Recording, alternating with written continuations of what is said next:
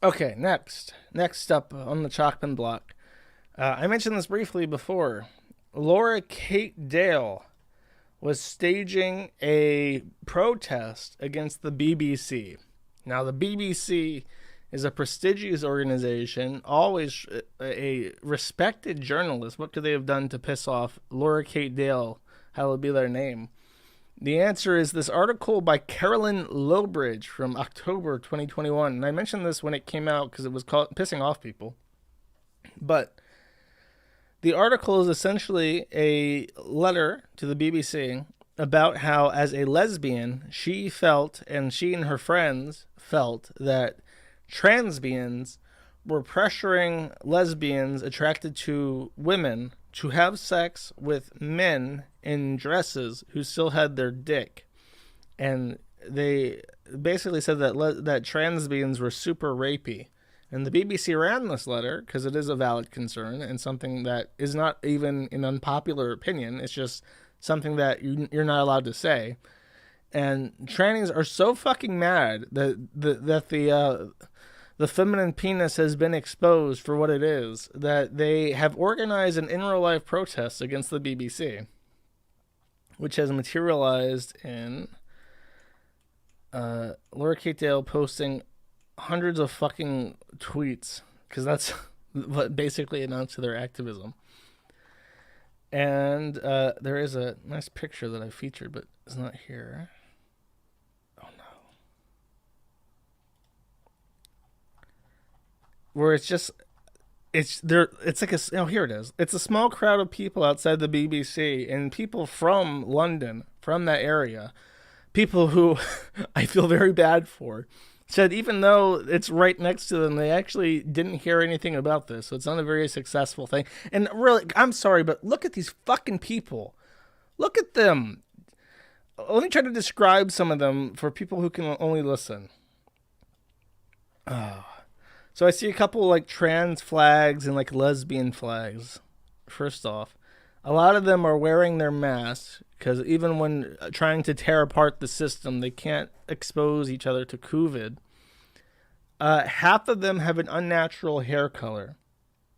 The picture centers on someone who looks like, I mean, that looks like a woman, but she looks like a British woman with like really short, like a buzz cut of like grass green hair. There's a lot of like super pink bubblegum hair, and those are obviously not women who have that.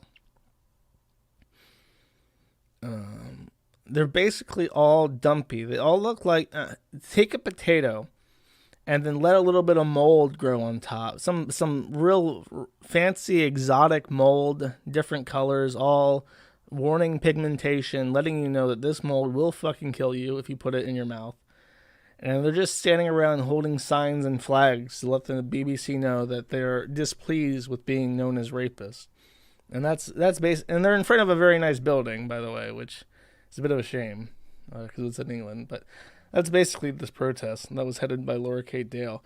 And by the way, I happened to find this on accident while flipping around. What city is this? This is London. This is outside the BBC headquarters. I think you can even see the street right there. It says Langham Street.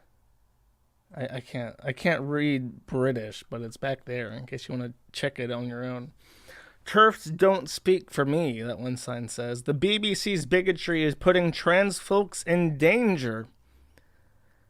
And oh, by the way, this Carolyn lady who wrote this article got like super doxxed, and like, I don't know. They definitely tried to intimidate the fuck out of her. But I found this while looking around. This is August 11th. So the article that pissed them off was October 26th. But on August 11th, BBC wrote on the Newsbeat, train wedding, the couple who said I do on a 125 mile per hour train to Birmingham. And look, it's Laura Kate Dale right here. I can't believe it. It seems like Laura Kate Dale was perfectly fine with the BBC. By the way, wow. Wow. This picture. He has a Jimquisition tattoo. I didn't even notice this. This is so magical. He has a Jimquisition logo inked into his skin. The old logo too, when it was still like fashy. Ah, that's fucking awesome. That's great. So here they are on a train with a captive audience, I think, being wed, not under God, because God would crash this fucking train in a heartbeat if he was present in this carriage. There is literally someone in what appears to be a clown wig. I'm not joking. I guess I will zoom in on that too. I do not know what to call that hair except a clown wig. There's someone wearing like furry ears, and behind them is an actual clown and face paint and a rainbow wig, and he's also in attendance of this wedding, this unholy matrimony. And this is Laura Kate Dale, who protested the BBC, featured in the BBC, for having this despicable aberration of the natural order on a train in front of a clown. And look up, they're throwing all these British people are throwing confetti as they get off the train. Isn't that just magical? Isn't the UK just a wonderful, magical place? Chat, look at this. Wow. Like, look at this thing. What is this? It looks like...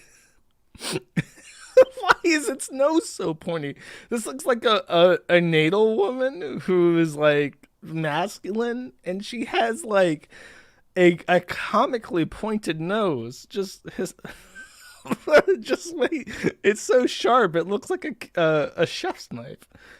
Like Gordon Ramsay's about to pick her up and start dicing some onions. Wonderful.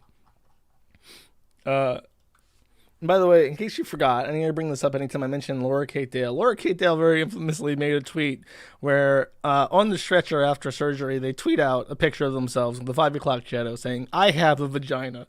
Just in case we forgot, this is the same person. I feel I have a psychological condition where I have to remind everyone that this picture exists. And it's one of the funniest fucking things ever posted online. The fact they haven't deleted it is almost more magical to me.